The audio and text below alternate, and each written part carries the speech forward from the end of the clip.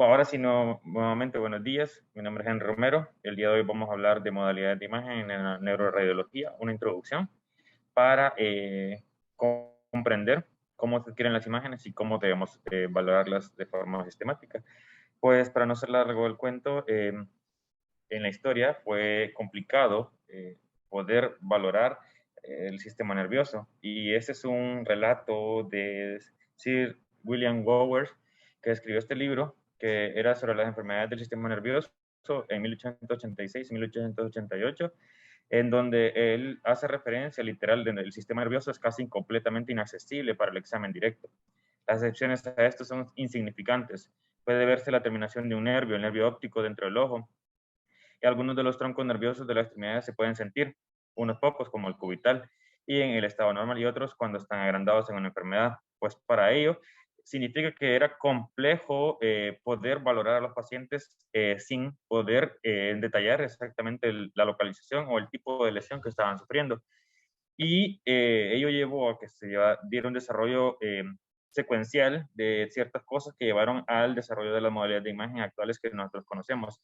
Entonces, inicialmente, antes de 1850 no se contaba con ninguna modalidad de imagen en donde el médico fuese capaz de evaluar más allá de lo que veía.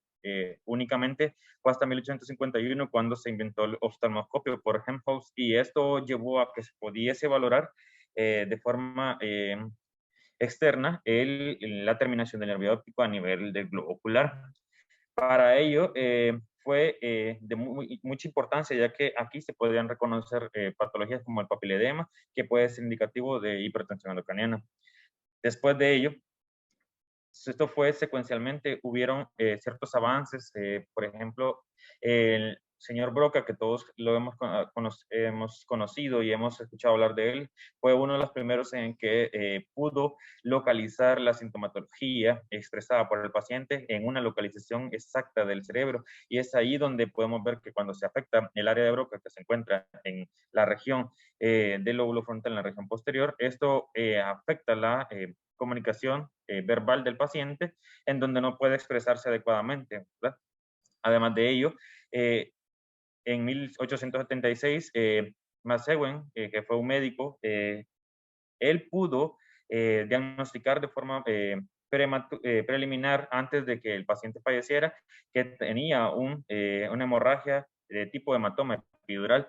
Esto fue porque tenía un niño de 10 años que llegó a su consulta y después de haber sufrido un trauma hace una semana, el niño tenía problemas de conciencia, tenía alteración del estado de conciencia, tenía alteración, tenía vómitos, y además de eso no verbalizaba adecuadamente. Posteriormente empezó a convulsionar y él determinó que lo que el niño tenía era probablemente un hematoma o una colección intracraneal. Pues el problema es que para este entonces no existían formas de comprobar eso, sí, y no se abría o no se hacía una cirugía. Entonces los papás estuvieron en contra de este procedimiento hasta que el niño falleció.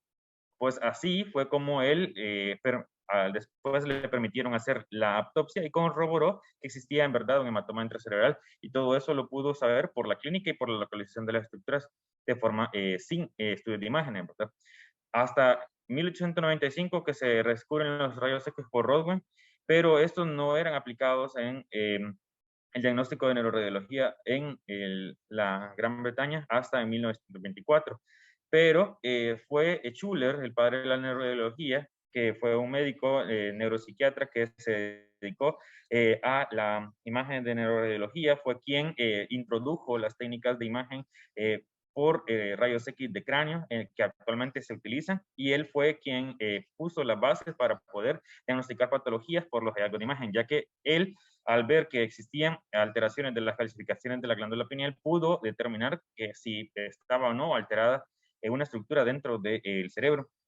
Fue posteriormente Dandy, por lo que ustedes conocen también como las anomalías de Dandy Walker, donde él pudo diagnosticar ciertas patologías, pero además de eso se le debe que él fue el introductor de ciertas técnicas como lo que es la ventriculografía, en donde se introducía medio de contraste a través de los ventrículos, y se lograba visualizar especialmente si estaban dilatados o no, y esto era especialmente en los niños para el diagnóstico de la hidrocefalia.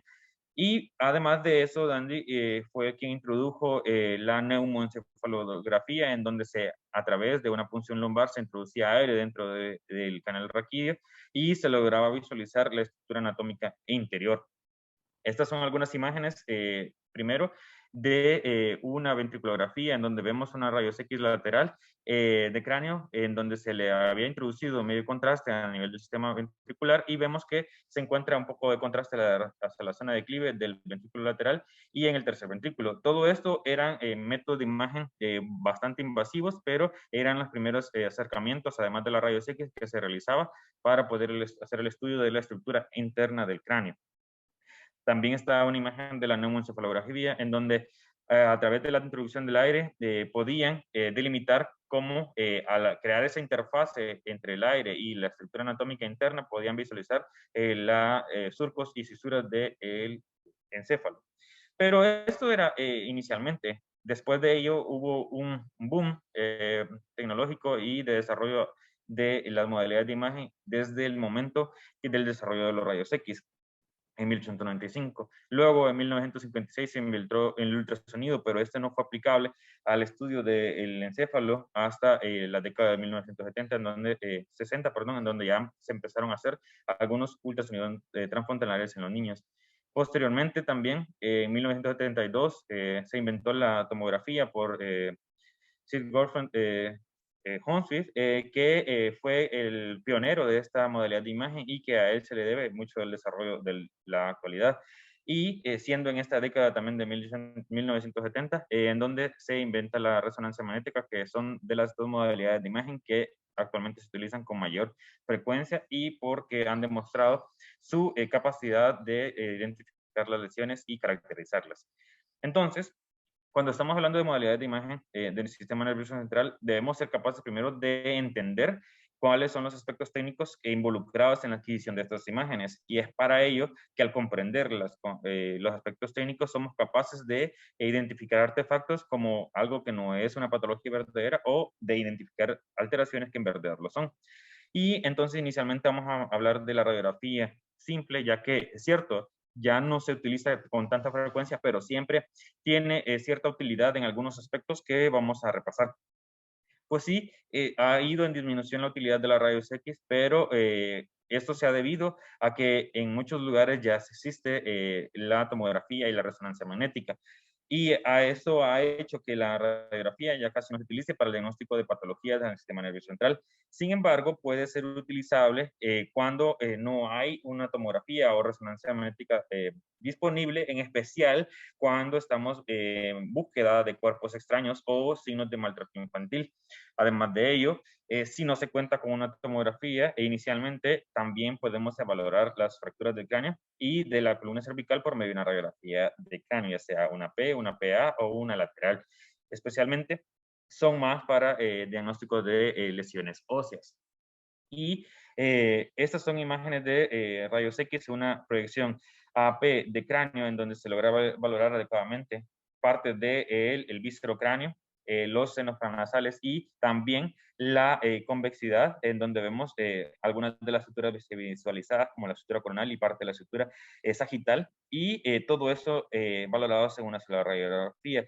Todo eso se complementa con una radiografía lateral en donde podemos ver de perfil los senos paranasales esfenoides, los maxilares, parte del viscerocráneo y la silla turca en esta posición, en la posición central, parte de las porciones petrosas del temporal y la convexidad visualizada de forma normal. Todo ello se realiza haciendo una exposición de 60 a 70 kilovoltios, perdón, a un miliamperaje de 10 a 20 y usualmente especialmente en la proyección lateral, somos capaces de ver la silla turca de perfil y además de eso valorar ciertas otras estructuras que nos pueden permitir valorar la estructura ósea, especialmente del cráneo. Entonces, como ya está siendo es utilizada con menor frecuencia la radiografía, las que más se utilizan son la tomografía. Y todo eso se desarrolló gracias a Sir Godfrey Hounsfield en 1972, que fue quien introdujo el primer equipo de tomografía comercializado. Y esta comercialización se realizó por una empresa que se llama EMI, que era la misma empresa que patrocinó o que era la empresa de los de donde grababan los Beatles, o que es por esa su relación. La tomografía se basa también en la misma formación de los rayos X, y esto se basa ya que por medio de un emisor de rayos X y un detector se puede calcular el grado de atenuación que sufren los rayos X al atravesar una estructura anatómica. Eso hace que las diferentes partes del cuerpo tengan patrones de difusor diferentes. Con ello se logra hacer un cálculo diferencial de estas atenuaciones o de la disminución de la intensidad del rayos X que llega al receptor, y así hacer un cálculo de un coeficiente de atenuación. Ese coeficiente de atenuación, que es lo que se representa en la escala de grises de las imágenes de tomografía, es lo que se valora para poder ver una diferente intensidad de la densidad, perdón, una densidad diferente en la imagen de tomografía. Y así podemos hacer un índice de intensidad diferencial en la escala de grises, haciendo que aquellas que tengan mayor atenuación, o sea que en menor cantidad llega de rayos X al detector, van a tener una coeficiente de atenuación mayor y por ende van a ser hiperdensos. Y aquellos que tengan menor atenuación de los rayos X, siendo esto que llega a mayor cantidad de rayos X al detector, se interpreta como un coeficiente de atenuación bajo. Por ende, son aquellas estructuras que se ven hipodensas. Y esta es usualmente en esta escala de intensidad de diferencial de la densidad, se puede ir desde menos 1000 hasta más 1000 unidades Hounsfield, que es el nombre que se daba a este tipo de unidades debido al creador inicial de la tomografía. Este es un esquema representativo del primer tomógrafo inventado, en donde teníamos un emisor y un detector. Estos no tenían un movimiento sincrónico, más bien era un movimiento pausado, y lo que se hacía era tomar imágenes en dos proyecciones de un objeto y así calcular el diferencial de atenuación que sufría en las diferentes proyecciones. Esas diferencias de atenuación de los rayos X creaba un diagrama y una imagen de tomografía, que esta fue la primera imagen de tomografía cerebral que se obtuvo, en donde se diagnosticó un tumor cerebral. Todo esto podemos ver que es cierto, la imagen no es de buena calidad y está bastante pixeleada, pero era la primera forma de visualizar dentro del cráneo sin realizar una cirugía. Y en este caso vemos esta imagen hipodensa en la región parasagital frontal derecha, y además de eso una hipodensidad difusa adyacente a esa estructura. Esto hizo que inicialmente el prototipo de tomografía tenía un tiempo de adquisición bastante largos, y además de eso las reconstrucciones eran bastante prolongadas, hasta de 2.5 horas, y la resolución de la imagen era bien pobre, era hasta de 80 por 80. Entonces, este fue el primer equipo que se utilizó, pero fue el que sentó las bases para el desarrollo de los diferentes generaciones de tomografía, hasta llegar a la tercera generación, que fue la más revolucionaria, por decirlo así, ya que en este caso ya teníamos un emisor que tenía la colimación en forma de abanico, y además de teníamos un detector que se movía de forma sincrónica al rayos X alrededor del paciente, y aquí se podían ubicar hasta cierta cantidad de detectores. Ya no era un solo detector, sino que eran múltiples detectores. Entre más pequeños los detectores, mejor resolución de la imagen a la adquisición. Entonces, este es un esquema de un tomógrafo, por así decirlo. Dentro del gantry se encuentra un tubo rotatorio en donde sincrónicamente el emisor de rayos X con los detectores se movilizan alrededor del paciente, y al hacer esa movilización se hace la adquisición de ciertas áreas anatómicas, y en una estructura en específico se puede hacer una imagen secuencial de toda esa porción que se desee estudiar. ¿Y por qué es lo importante de hacer una adquisición con un detector y con múltiples detectores? Pues en un detector el tubo tendría que hacer mayor tiempo por es una unidad de espacio reducida que en relación a una que tiene múltiples detectores. Además de eso, vemos que de forma esquemática, un solo detector tiene que pasar varias veces por una porción anatómica para poder evaluarla completamente, en este caso alrededor del tórax. Y cuando tenemos múltiples detectores con la misma cantidad de rayos X que podemos emitir en una sola vez en un solo detector, podemos hacer un escaneo de una área anatómica con mayor rapidez.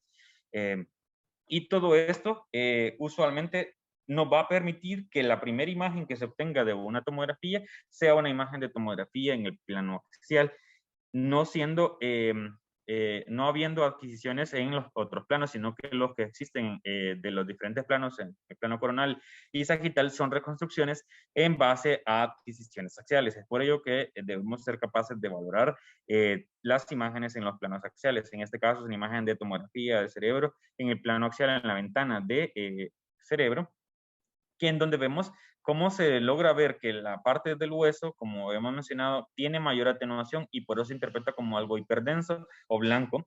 Y dentro de la bóveda craneana vemos el parénquima cerebral que se representa de forma adecuada, siendo la corteza cerebral más hiperdensa en relación a la sustancia blanca y esta estando adyacente del sistema ventricular, aquí los ganglios basales, la cabeza del caudado, y también tenemos acá las calcificaciones en la glándula pineal y en los plexos paroideos de ambos ventrículos. Todo esto es esperado en un paciente, no es patológico.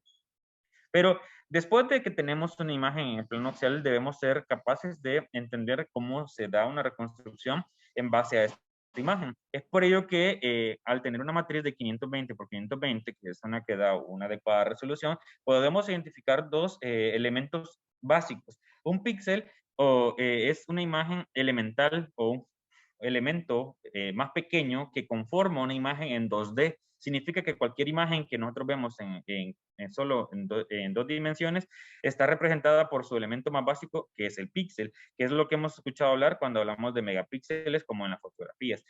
Otra cosa que es diferente en la tomografía es el voxel, que esto es diferente al píxel, ya que el voxel es la unidad elemental de una imagen en 3 dimensiones. Es por ello que vemos en este esquema representativo un píxel solo es en una imagen 2D y el voxel tiene una representación 3D. Este voxel es la unidad elemental de las imágenes de tomografía, ya que al tener un voxel isotrópico que sea igual de dimensiones en todas las porciones, hace que sea representativo y que podamos realizar reconstrucciones con adecuada resolución.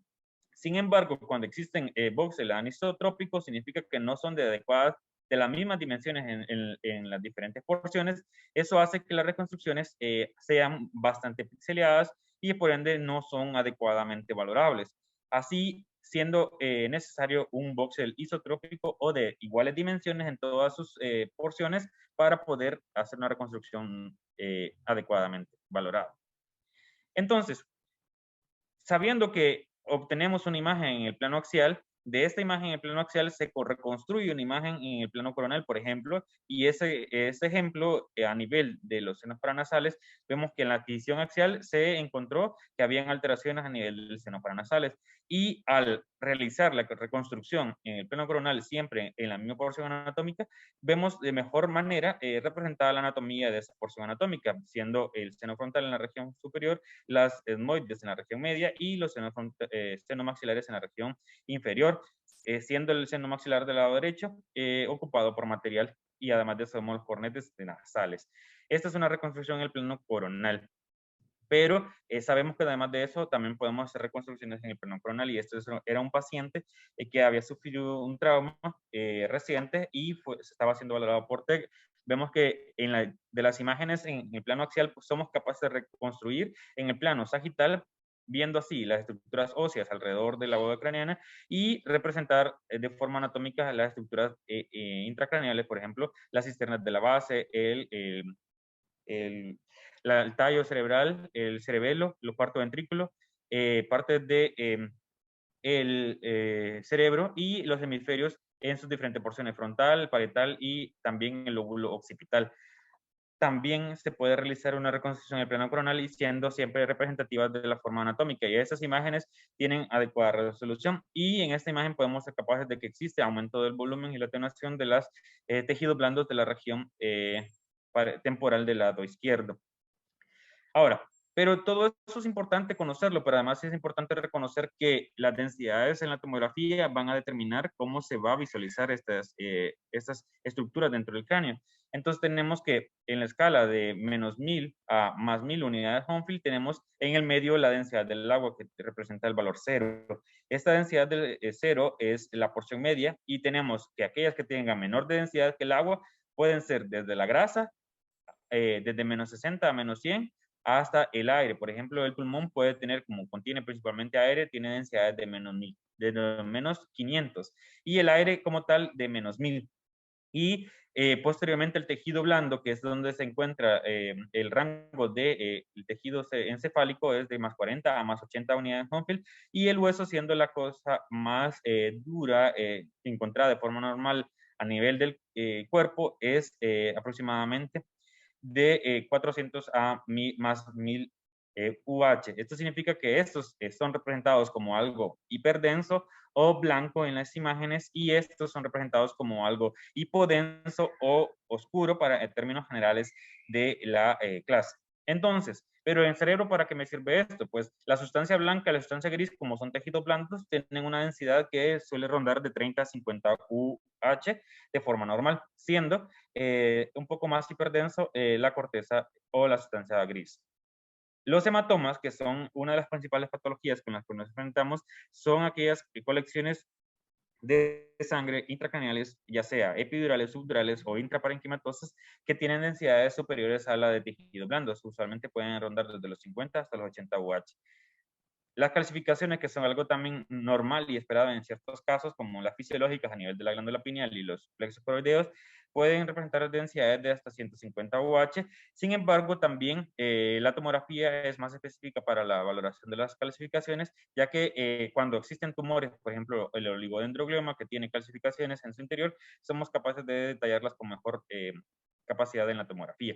Luego la grasa siempre -40, -100 hasta -160 UH, y todo eso es representado por la escala de grises, ¿verdad? Que ya me he mencionado. Pero ¿cómo se obtienen las imágenes? Pues existe un protocolo, la línea órbito-meatal, que es una línea que se toma desde la margen lateral de las órbitas hasta la porción media del conducto auditivo externo, es lo que determina el punto de adquisición de la imagen. Pero ello se hace con una angulación de 15 a 20 grados inicialmente para poder evitar darle tanta radiación al globo ocular. Los cortes gruesos se pueden hacer en 5 milímetros, pero los cortes finos suelen llegar hasta el grosor de 1 milímetro, y en algunos casos específicos, para la valoración de las estructuras óseas pueden hacerse cortes de hasta 0.62 milímetros. Eso significa que podemos obtener una mejor resolución con un corte más delgado para poder hacer una reconstrucción ideal, ¿verdad? Entonces, pero el cerebro se puede valorar en diferentes ventanas, y estas son, la tomografía nos permite eso, cambiar el nivel de ventana y el ancho de ventana para poder valorar ciertas estructuras en específico. Y la ventana del cerebro, pues es aquella que tiene un ancho de ventana de 80 a 400 UH y un nivel de ventana de 20 a 40 UH, siendo esta la ideal para valorar el parénquima cerebral. Sin embargo, cuando existen otras alteraciones que nosotros sospechamos, podemos reducir o aumentar el nivel de ventana y el ancho de ventana para buscar patologías en específico, siendo el caso de los eventos cerebrovasculares, en donde se hace se vuelve a poner una ventana más angosta para poder identificar aquellas cosas que son hipodensas, en especial los eventos cerebrovasculares.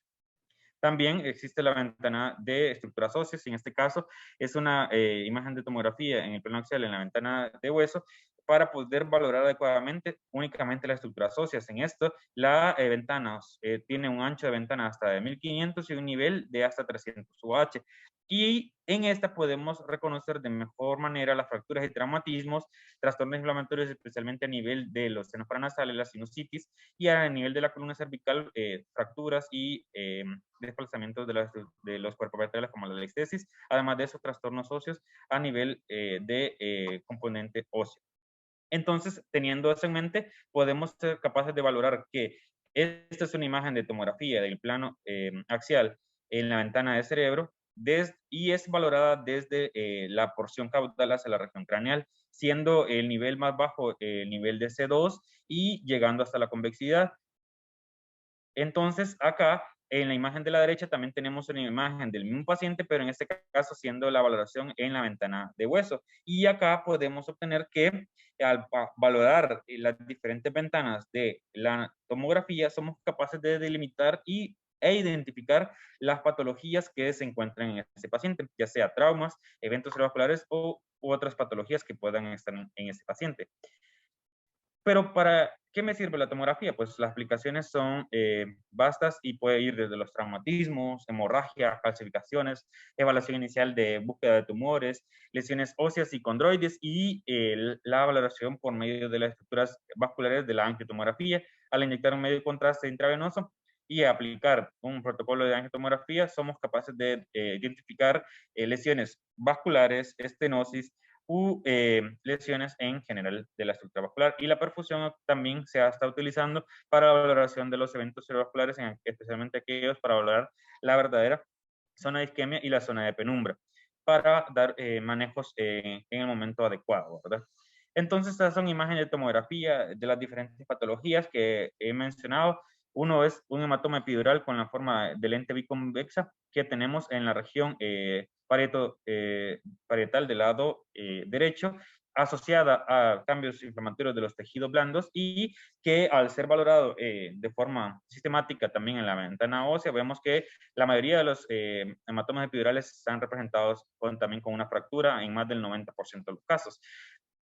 También para los eventos cerebrovasculares, estas son imágenes de un evento cerebrovascular que se logra ver en una zona hipodensa de forma irregular que borra los surcos y que en este caso son diferentes a esta zona del parénquima cerebral, que además de eso causa un edema cerebral a este nivel. Entonces, son algunas de las características de los eventos cerebrovasculares. Esta es otra imagen también de un evento cerebrovascular en el territorio de la cerebral media, en donde hay una hipodensidad difusa, amorfa, que borra surcos y fisuras y que está asociada a las características de un evento cerebrovascular que es totalmente diferente a las otras porciones del cerebro que podemos ver acá, identificar adecuadamente surcos y fisuras.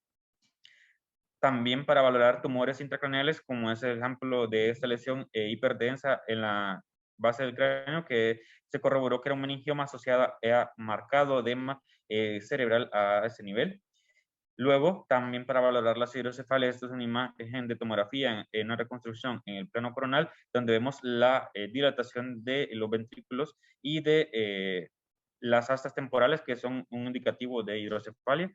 Y por último, pero no menos importante, también la valoración de las fracturas, en especial en este paciente que en imagen de tomografía en el plano axial, en la ventana de hueso vemos un trazo de fractura multifragmentario que compromete el hueso frontal, que además de eso lesiona la pared anterior y posterior del seno frontal, asociando el hemoseno y el neumoencéfalo. Y por último, las imágenes de angiotomografía también nos pueden ayudar a valorar patologías vasculares, y como es el caso de esta imagen de tomografía en el plano coronal, en donde se logra ver un defecto de llenado en el seno sagital superior para poder hacer esta valoración también de estas patologías. Sin hacerle largo el cuento, voy a hablarles brevemente de algunos aspectos de la resonancia magnética y su aplicación a nivel cerebral, que es la interacción y respuesta. La resonancia magnética, pues, es el método de imagen que tiene mejor resolución y que mayor capacidad para representar con mayor detalle anatómico las patologías, ya sea del cráneo o de cualquier otra área anatómica, y esto se basa usualmente en la interacción de los átomos con pulsos electromagnéticos. Y la potencia de la resonancia se se da en teslas, como hemos escuchado, de 0.5, 1.5, 3 y hasta 7 teslas es la potencia diferente, es decir, diferentes equipos. La resonancia magnética, pues, es un fenómeno físico que se basa en la aplicación de un campo magnético a ciertos átomos, por ejemplo, que tienen un número impar de protones, como es el caso del hidrógeno, en donde únicamente tenemos un protón y un electrón. Estos hacen que al emitir un pulso de radiofrecuencia que es basado en la frecuencia de precesión de ese átomo, por ejemplo, ese átomo usualmente tiene un movimiento ondulante en su sitio de ubicación, y eso, al emitir un pulso de radiofrecuencia que se iguale a esa frecuencia de precesión que tiene el átomo, hace que este átomo responda a esa pulso de radiofrecuencia, y eso se llama resonancia, que va a ser devuelto al equipo por medio de un pulso, por un medio de una onda eléctrica, y eso se va a interpretar como una onda de radiofrecuencia que va a hacer la relajación de ese átomo, ya que al ser colocado en un pulso, al enviar un pulso de radiofrecuencia, ese átomo se estimula y se cambia su orientación polar hacia el punto donde está el magneto. Entonces, el mismo átomo va a intentar buscar su sitio normal o básico, y en ese intento de volver a su estado basal va a emitir ese exceso de energía y se va a tomar como la relajación. Entonces, esa señal eléctrica que se va a emitir se va a recibir por medio de una antena receptora para formar una imagen de resonancia magnética posterior. Y esto es un esquema de básicamente lo que acabo de decir. Al aplicar un campo magnético con un pulso de radiofrecuencia a los núcleos de hidrógeno, estos absorben esa energía por medio de un fenómeno que se llama resonancia.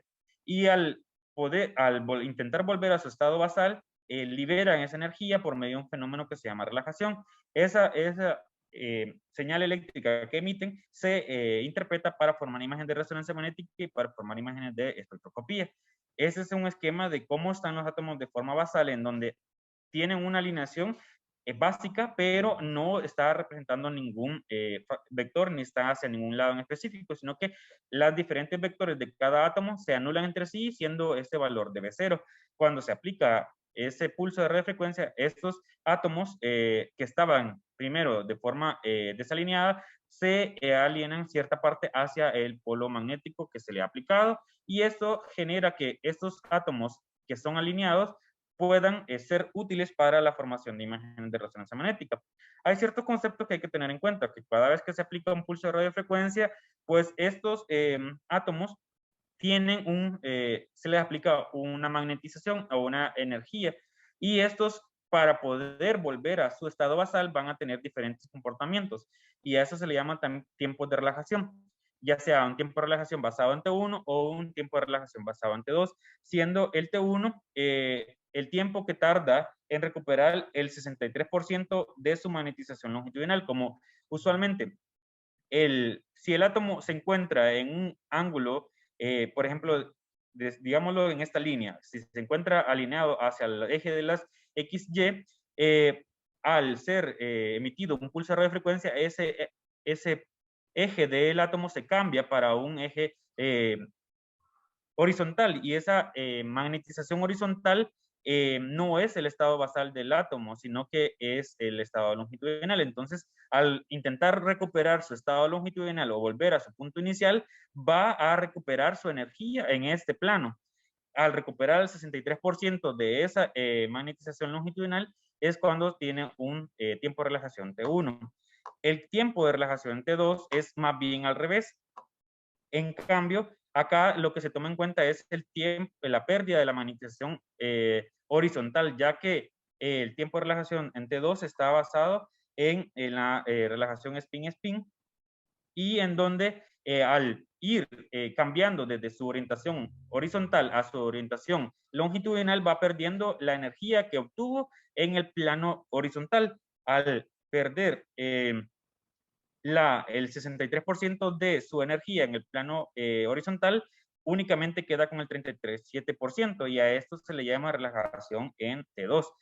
Pero esto es algo complejo, y se va a tener diferentes parámetros técnicos para las diferentes secuencias, ya que la resonancia magnética se basa en la aplicación de diferentes secuencias para lograr caracterizar las patologías. Y cada secuencia tiene su propia física y características y aplicaciones típicas. Este es un esquema que tiene una gran infinidad de secuencias de resonancia magnética, tanto las que están basadas en tiempos de relajación en T1 como en T2, están la familia de las secuencias spin echo, como las inversión recuperación con el STIR y el FLARE, las spin echo rápidas y también las eco de gradiente, en donde las eco de gradiente es una gran familia que tiene diferentes aplicaciones y diferentes parámetros técnicos. No es el objetivo de la clase entrar en detalle sobre estas, pero voy a hacerles un resumen de cada familia en general. Cuando hablamos de secuencias de resonancia magnética, pues siempre nos aparece un esquema representativo en donde tenemos que para poder obtener una imagen de resonancia magnética, pues se emiten dos pulsos en una secuencia spin echo, un pulso de 90 grados en donde inicialmente se homogeniza el campo y se estabiliza o se homogeniza el campo, por decirlo así, y después de eso se emite un pulso de 180 grados, que es el que va a ser el objeto de la obtención de la imagen posterior. Después de emitir ese pulso de radiofrecuencia, se va a recibir un eco de los átomos que fueron estimulados, y ese eco es el que va a tomarse como fuente de la imagen de resonancia magnética. Entonces, desde el tiempo que pasa, desde el primer pulso de radiofrecuencia de 90 grados hasta el tiempo que se obtiene ese eco devuelto por los átomos, a eso se llama tiempo de eco, y al tiempo que toma a la máquina volver a hacer la misma secuencia o iniciar con el mismo pulso de radiofrecuencia, se llama tiempo de repetición. Y esos van a cambiar de acuerdo a las diferentes secuencias. Por ejemplo, en unas secuencias de spin echo, ya sea basadas en T1, T2 o densidad protónica, van a tener diferentes parámetros que los van a hacer diferentes. Y esos parámetros diferentes son los que van a hacer que la representación de imágenes sea completamente diferente. Estas son imágenes de resonancia magnética en el plano axial. En este caso, en una secuencia ponderada en T1, vemos que la representación anatómica es mucho mayor. Se ve de mejor manera la diferenciación entre la sustancia gris que se encuentra hacia la región periférica y la sustancia blanca hacia la región central. Y esta otra imagen ponderada en T2, en donde acá se ven de hiperintensos las estructuras que contienen líquido, por ejemplo, los ventrículos y las porciones del espacio subaranoideo. Todo esto nos ayuda a comprender que este es un T1 porque en este caso el líquido se ve hipointenso y este es un T2 porque el líquido se ve hiperintenso, básicamente. También tenemos la capacidad de crear imágenes en los diferentes planos en la resonancia, tanto en el plano sagital como en el plano coronal, pero en este caso no son reconstrucciones, sino que son imágenes adquiridas en este plano, en este caso en el plano sagital y en el plano coronal. Posteriormente, otra secuencia que hemos escuchado con frecuencia es la secuencia FLARE, que es una secuencia especial de inversión-recuperación, en donde inicialmente, en vez de mandar un pulso de 90 grados, se envía un pulso de 180 grados hasta invertir los átomos de hidrógeno.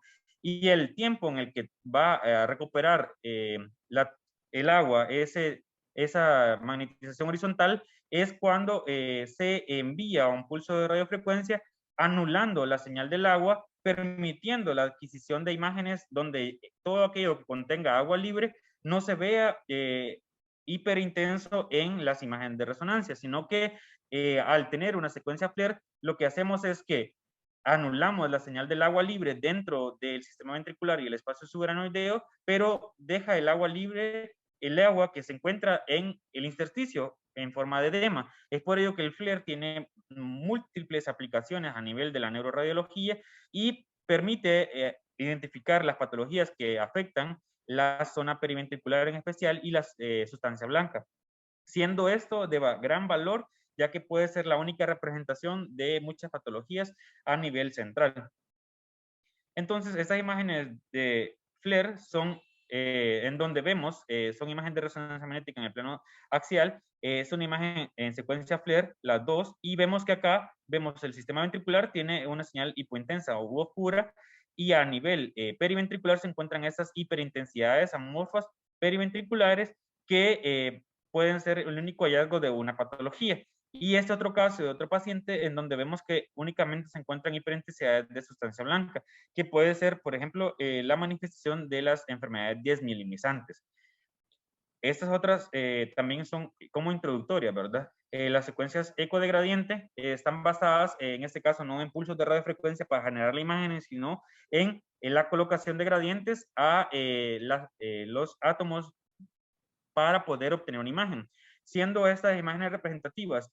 Usualmente, cuando se emite un pulso de radiofrecuencia, una relajación basada en T2, el átomo va a ir perdiendo su magnetización horizontal y va a recuperar su magnetización longitudinal. Sin embargo, en esta caída libre de la señal de T2, se aplica un gradiente a esos átomos que están desfasándose. Y ese gradiente hace que inicialmente se desfasen y posteriormente a los que ya se desfasaron los vuelve a colocar en fase, y esa colocación de fase es la que va a emitir la señal para formar una imagen a nivel de la resonancia. Esa señal se va a utilizar especialmente para secuencias de susceptibilidad magnética, en donde todo aquello que altere el campo magnético de estas secuencias se va a ver con una señal baja y suelen verse hipointensos. Eso significa que, por ejemplo, las hemorragias que contienen la porción hemo de la hemoglobina, que contiene hierro, al alterar el campo magnético se va a representar hipointenso. Por ejemplo, la hemorragia se ve hipointensa por el efecto paramagnético del hierro, y además de eso somos capaces de detectar transformación hemorrágica de un evento cerebrovascular o de identificar calcificaciones, siendo estas dos patologías encontradas de aspecto hipointenso.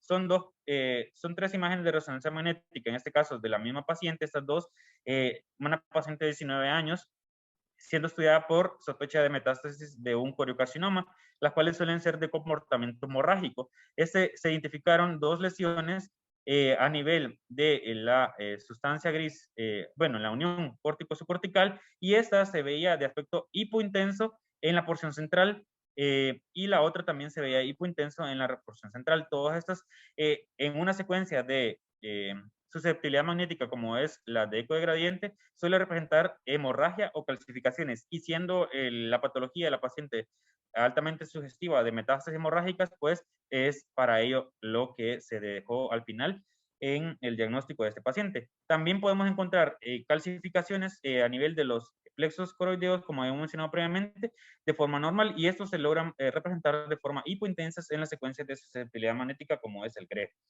Y por último, las secuencias de difusión. Estas son basadas en el movimiento browniano o difusión molecular, y al aplicar diferentes parámetros técnicos de la resonancia magnética son capaces de identificar aquellas moléculas de agua que no difunden, o en este caso es decir, que restringen el movimiento del agua en el cerebro. Al restringirse el movimiento del agua, eso puede ser indicativo de que sea un proceso, ya sea edema cerebral, o de un proceso ya sea infeccioso o ocupativo, que son aquellos que se compactan las células y limitan la cantidad de agua intercelular. Al no haber agua intercelular, sino que más intracelular, pues esto se va a mostrar como restricción a la difusión, y al haber restricción a la difusión, se van a ver hiperintensas en las imágenes de difusión. Pues estas son imágenes de difusión, y usualmente las imágenes de difusión llevan de la mano un mapa de ADC, que en este caso tenemos la imagen de resonancia magnética ponderada en difusión, y vemos esta señal hiper intensa, y en su respectivo mapa de ADC se logra visualizar que al ser hiper intensa en difusión e hipointensa en ADC, eso significa que es una verdadera restricción. Ahora, también esta otra imagen que podemos ver en este caso era un paciente que tenía un tumor cerebral extraaxial, que no usualmente no suelen tener restricción, sino que se solo hace ver, estas imágenes no son anatómicas, sino que solo nos ayuda a visualizar si en este tumor se encuentra restricción a la difusión. O sea que si se encuentra ese comportamiento celular, usual de los tumores, pero a nivel cerebral, este caso, este tumor no representaba restricción, únicamente se asociaba a una gran cantidad de edema, que al haber mucho edema intercelular también se limita la difusión de las moléculas de agua y por eso se logran ver hiperintensas en secuencias de difusión. Pero ¿para qué sirve la difusión? Pues la difusión actualmente, y es lo que más se ha utilizado, es para la caracterización de los eventos isquémicos. Y en la fase aguda, usualmente puede ser que en todas las otras secuencias no se vea ninguna representación patológica, siendo únicamente encontrada una restricción a la difusión. Entonces, en la fase aguda, es cuando se logra identificar que al haber una zona de evento cerebrovascular, se forma una zona con mucho edema cerebral, y esta zona de edema se logra ver como restricción a la difusión, o sea que se ve hiperintenso, y que para hacer una verdadera difusión, pues muestra disminución del ADC. Luego en la fase subaguda hay una disminución de la señal de difusión y una recuperación del ADC. Significa que acá la hiperintensidad de señal que mostraba inicialmente va disminuyendo y además de eso va recuperando su valor de ADC, o sea que van siendo muy similares.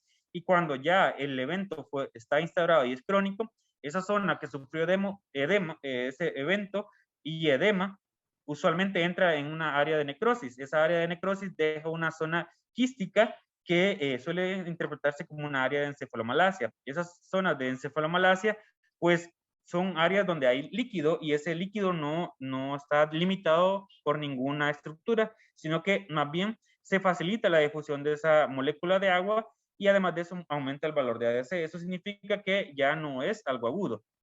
Esta es una imagen representativa de cómo el ADC, que es el coeficiente de difusión aparente, que es calculado en base a la difusión, permite reconocer si es una verdadera o una difusión que no es verdadera. Y en este caso, cuando el ADC baja, suele asociarse a que esas áreas de tejido tienen un coeficiente de difusión disminuido. Al tener un coeficiente de disminución disminuido, significa que va a haber una restricción verdadera en la difusión. Y esta es la aplicación de este tipo de patologías. Por ejemplo, esta es una paciente que se le estaba estudiando por evento vascular. Esta es una imagen de resonancia magnética ponderante 2, donde vemos esta zona hiper intensa de forma difusa, pero que cuando ya se logran visualizar en secuencia ponderadas entre 2 o FLAIR, estas imágenes ya no son agudas, sino que ya vienen siendo subagudas a crónicas. Y en este caso, la única zona que se notó restricción a la difusión fue esta zona periférica, siempre adyacente a la punto donde ya se había identificado la hiperintensidad de señal en la secuencia ponderante 2 y que tras realizar el mapa de ADC se notó que además de esa zona hiperintensa que se notaba en la imagen de difusión, vemos que hay una caída de la señal del ADC. Eso significa que es una verdadera difusión, una verdadera restricción y por ende hay una limitación al movimiento de la molécula de agua en esta porción. Significa que en verdad se trata de un evento cerebrovascular a ese nivel. En este caso, ya yendo hacia un evento subagudo, ¿verdad?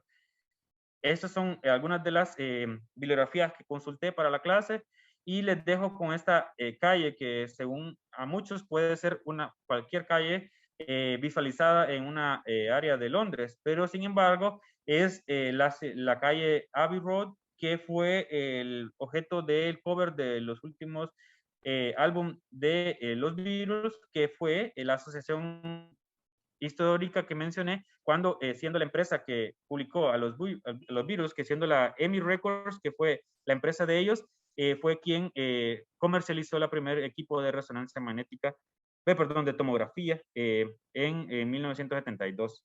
Gracias por su atención. Buenos días a todos. Muchas gracias, Henry, por la clase. Súper detallada y bien es la utilidad de cada una de las modalidades. Bueno, las imágenes que se realizan para el área de neurología o neurocirugía, o el área nuestra de neuroradiología, tienen que tener indicaciones precisas y aparte de eso, cada una de las modalidades va a tener su utilidad, así como ya lo dijo Henry. En el caso de la radiografía, que es bastante menospreciada en la actualidad y generalmente siempre tienden a solicitar y debido a que tenemos la posibilidad y la posibilidad de realizar, qué sé yo, tomografía o resonancia magnética, entonces miran de menos la radiografía. Sin embargo, aún en la actualidad la radiografía tiene sus indicaciones, sobre todo en aquellos pacientes pediátricos. De hecho, se prefiere y es la primera modalidad de imagen con la cual se tiene que valorar. Igual en aquellos pacientes que llegan por trauma craneoencefálico, se debe de solicitar de preferencia la radiografía, dependiendo del estado de conciencia que tengan y de la sospecha que ellos tengan, ¿verdad? Porque si tenemos un paciente que tiene un Glasgow bajo, un TEC leve, por ejemplo, o si tiene otros signos como torrea, obviamente no le vamos a mandar a hacer una radiografía, ¿verdad? Sino que de una sola vez le hacemos el estudio de tomografía, y en el estudio de tomografía, pues, tener presente qué cosas son las que les interesa saber a ellos. En aquellos casos de que tengan fractura, pues ver la región que involucra y también si la fractura tiene o no tiene hundimiento, si también hay lesiones a nivel del espacio epidural, subdural, en el parénquima. Entonces, todos esos hallazgos, pues vamos a irlos nosotros perfeccionando a medida vayan pasando los años. Entonces, y nos vamos a dar cuenta de cuáles son las cosas de que les interesa saber a los diferentes servicios. Entonces, cada modalidad tiene su utilidad y no debe ser menospreciada. En el Seguro Social y tanto en el Hospital Escuela hace poco, pues ya también tenemos la posibilidad de el estudio de resonancia magnética. Vamos a vernos en diferentes situaciones en las que los servicios incluso se saltan una modalidad por otra y hay limitantes para nosotros porque cada modalidad nos va a dar cierta información diferente a la otra. La tomografía es súper excelente para poder valorar la estructura ósea o para confirmar o descartar la hemorragia cerebral. ¿Por qué? Porque nos permite valorar el valor de atenuación que tiene una determinada área hiperdensa. Entonces, es importante conocer cuáles son los valores de atenuación que tiene la hemorragia y cuál es el valor de atenuación que tiene el calcio. Entonces, esta es una de las primeras preguntas que les tengo a ustedes. A los R2, que ahorita el área de tomografía es su principal competencia, y en este caso, pues Orlando, que es el que está en el área de tomografía, que Orlando nos diga sobre cuál es el valor de atenuación que debe de tener para una área hiperdensa a nivel del parénquima cerebral y también el calcio, qué valor de atenuación tiene. Orlando.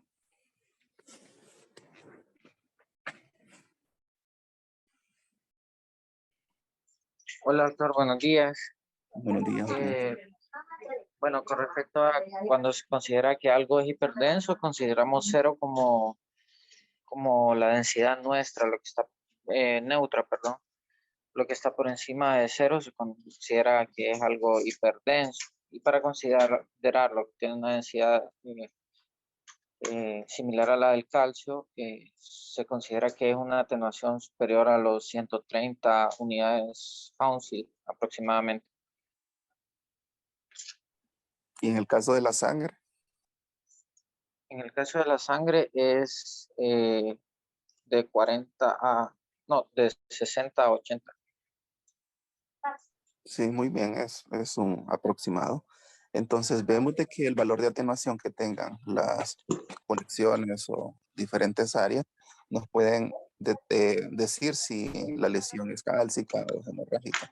Entonces la tomografía en este caso es superior para identificar, mejor dicho, para esclarecer cuál de las dos condiciones, o hemorrágica o de calcio, es con la que estamos tratando. ¿Puedes habilitar, por favor, el micrófono, Orlando? Y en el caso de la resonancia magnética, sí nos permite identificar alteración, o sea, si es hemorragia o es calcio, pero no nos va a permitir esclarecer, ya que no se pueden medir. las, no se puede medir así como, como los estudios de tomografía. Entonces, cada modalidad tiene su utilidad. La radiografía tiene su utilidad, la tomografía tiene su utilidad, la resonancia magnética tiene su utilidad y nosotros debemos de saber cuál es esa utilidad que tiene. Y no saltarnos las modalidades de imagen. En una ocasión, un paciente que tenía alteración del estado de conciencia de forma súbita, sin ningún antecedente de trauma, y le mandaron a hacer de una sola vez la resonancia magnética. Entonces le mandaron a hacer la resonancia magnética y aparte de los artefactos que se produjeron debido al estado de conciencia del paciente y la alteración cognitiva que tenía, entonces generaron artefactos y al final el estudio no fue útil. Aparte de que los estudios de resonancia magnética son más largos, estuvo que 20 minutos en el resonador. Y eso pues le aumenta la comorbilidad al paciente, sobre todo cuando no se sabe a ciencia cierta cuál es la causa del estado. Entonces al final a la paciente se le hizo una tomografía cerebral simple que no necesitó tanto tiempo y en el cual pues ya se evidenció que había trombosis del seno sagital superior. Entonces, vemos de que no se deben de menospreciar y debemos nosotros como radiólogos tener claro cuándo vamos a hacer uso de diferente modalidad. Entonces, eso por mi parte, no sé si tienen otro comentario por parte de los R1, ellos, y de los R2, de los R3. De los R1, yo pienso que deben de tener en claro cuáles son las indicaciones para aceptar solicitudes de estudio de tomografía cerebral simple en pacientes que tienen trauma craneoencefálico leve. Primero debemos de saber definir cuándo es un traumatismo craneoencefálico leve. Hacemos de acuerdo a la escala de Glasgow. Entonces, alguno de los R1 me puede, por favor, decir cuándo es considerado un traumatismo craneoencefálico leve. Doré o Sara o Manassés. Según la escala de Glasgow, doctor, un traumatismo craneoencefálico leve es cuando el paciente tiene 14 o 15 de Glasgow. Así es. Entonces, las indicaciones del estudio de tomografía cerebral simple están descritas en el ATLS y no a todos los pacientes debería de hacerse, ¿verdad? Entonces, cuando la escala de Glasgow continúa por más de 2 horas después de un trauma, entonces se debería de debería hacerse la solicitud de tomografía cerebral. Cuando se sospecha fractura de cráneo, entonces también debe de hacerse el estudio de tomografía o cuando tiene cualquier signo de fractura en la base de cráneo, como por ejemplo otorraquia o de mapache. Entonces también debemos de hacer el estudio, de aprobarlo. Cuando tiene vómitos el paciente, también debemos de aprobar, es una de las indicaciones para hacer el estudio y con aquellos pacientes también mayores. Entonces, en ambas instituciones, pues vemos de que les mandan a hacer a todos los pacientes y por eso cuando hay fallas en el tomógrafo, entonces ellos no saben cómo abordar la situación porque se han acostumbrado a que a todos los pacientes les manda a hacer el estudio. Entonces, pero nosotros como radiólogos debemos de tener claros cuáles son las indicaciones del estudio de tomografía cerebral simple. Entonces, y sobre todo en esa área, ¿verdad? Del área de trauma, que todos los días siempre hay trauma. No sé si hay otro comentario. De forma general, doctor, buenos días. Sí me gustaría felicitar al doctor porque el tema, bueno, sus clases siempre son bien didácticas. El tema se prestaba para que fuera un tanto más superficial y él siempre trata de abordar lo más complejo. Creo que la física en todos estos temas es uno de los temas más complejos y pues nada, siempre lo hace de la mejor manera. Felicitarlo por la clase y agradecerle por tomarse el tiempo de explicarnos. No más dudas. Felicidades, Jerry. Muy bueno, bonito tema. Excelente exposición. Gracias, Gracias doctor. por ello.